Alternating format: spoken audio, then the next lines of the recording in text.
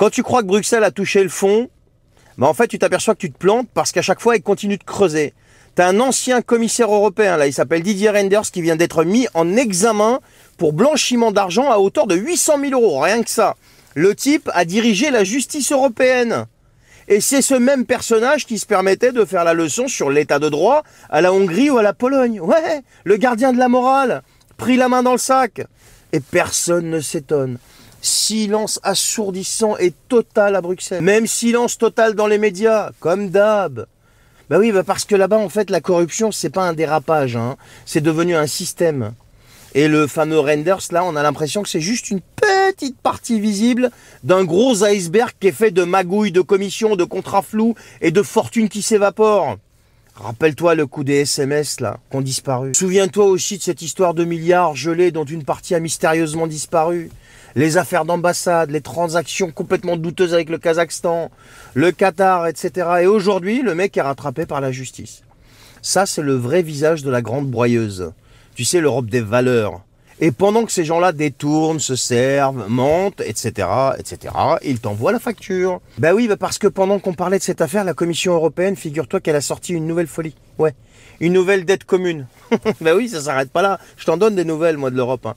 Oui, comme pendant le coco, oui, c'est la même, ouais, à peu près, hein, à peu près. À l'époque, la France avait versé quand même 80 milliards pour n'en récupérer que 39. Et maintenant, eh bien, ils veulent recommencer.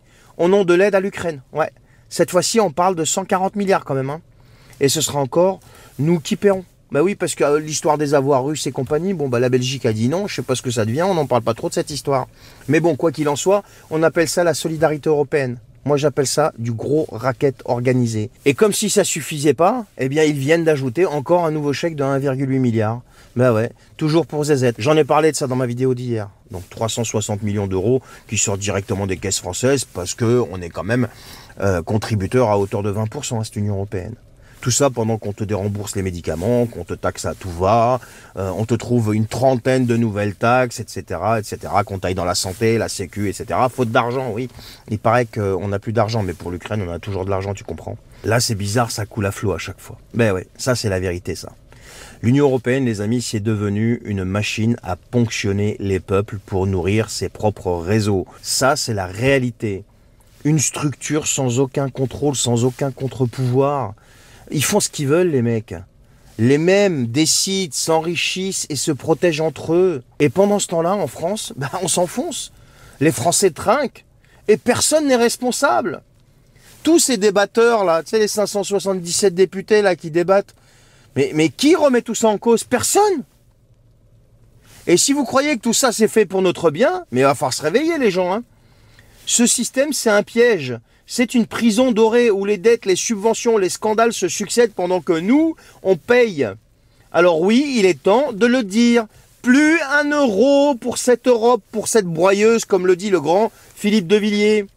Il faut sortir de cette broyeuse, il faut la quitter. Donc voilà les nouvelles de l'Union européenne. Ça s'est passé en 3-4 jours. Hein. Partagez cette vidéo s'il vous plaît, abonnez-vous si ce n'est pas fait. C'est gratuit. Un petit commentaire, un petit like, ça aide à faire circuler l'information. Je vous en remercie.